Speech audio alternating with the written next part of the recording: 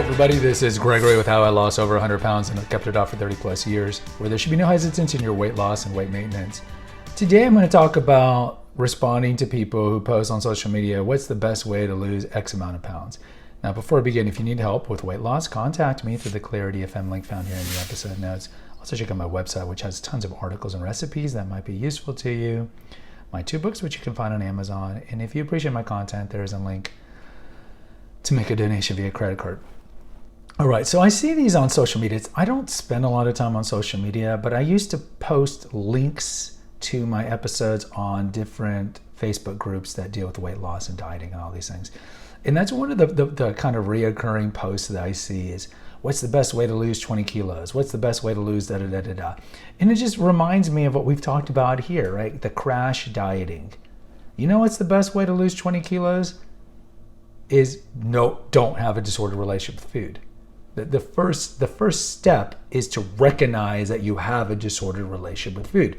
We had just talked about it recently with the yo-yo dieting, right? It's just a lot of people are totally fine gaining 25, losing 15, gaining 20 more, losing 15. You know, you're still gaining weight, or even, losing enough weight for a wedding or whatever event, and then going back up and down. And so you'll see people who are fine with this, and you'll see people who will post these things expecting what? What are they expecting with these results?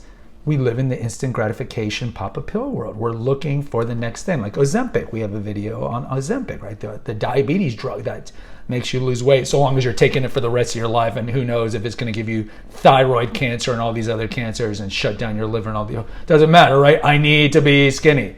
I totally get it. I totally get the paralyzing fear to be skinny, and women certainly have it worse than men. Well, I get it. If you want to be skinny, then do the deep work to disassociate emotions from food.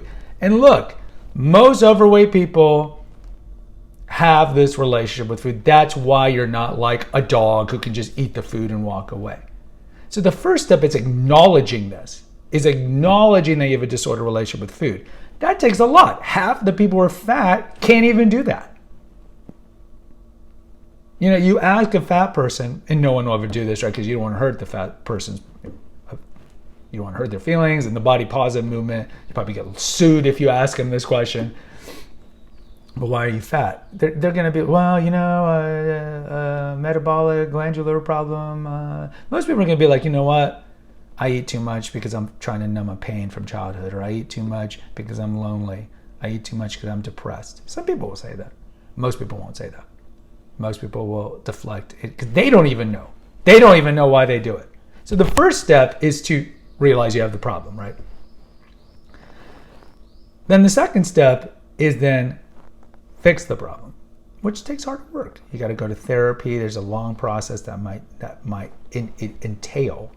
But in the long run, once you disassociate emotions from eating, then in the long run, weight loss and weight maintenance is going to be infinitely easier. This is why I talk about how New Year's resolutions never work, or really work, because again, people are looking for the short-term solution, and they're not willing or interested or capable of doing the deep work to figure out why they have this emotional attachment to food. And so it's going to fail. So most of the people who are on these weight loss groups have probably yo-yo dieted quite a bit, or maybe they're just really overweight. And so they post these things hoping that someone's going to say, you know what, do the cookie diet, do the cayenne do the Whole30 diet, do the carnivore diet, do the whatever diet, fast for 23 hours and a half diet, whatever it is, the quick fix. The best response is disassociate emotions from eating. So when you're sad, you don't overeat. When you're happy, you don't overeat. And you just be like the 4-year-old. Oh, I'm hungry. Very Maslowian, just I'm hungry. Eat. Oh, you know what? I'm not going to eat slowly too, because the other sign of people who have disordered relationship with food, they wolf it down. Just eat slowly. You know what? I'm no longer getting hunger cues. I'm going to stop eating, just like my dog does. So that's the answer, but they don't want to hear that answer, right? They don't want to hear that answer. Do the deep work. Fix your childhood trauma, or whatever you had, the trauma that made you turn to food. Alcohol is the same thing. If you want to talk about alcohol, you can replace food with alcohol in 99.5% of the videos here. Just flip that out. But people don't want to hear that. People want the quick fix. So if you want the quick fix, fine. Then you might be able to crash diet and get to a regular weight, but more often than not, you're just going to regain it because you're not willing to do the deep work, guys. So do the deep work. That's the best answer to give these people. And of course, they don't want to hear it, but that's what they need to hear.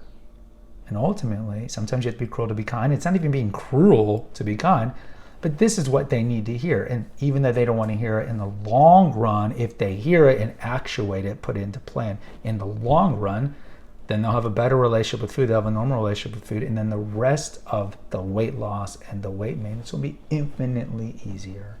Guys, post in the comments. I'd love to hear from you. Until next time, take care. God bless and pray.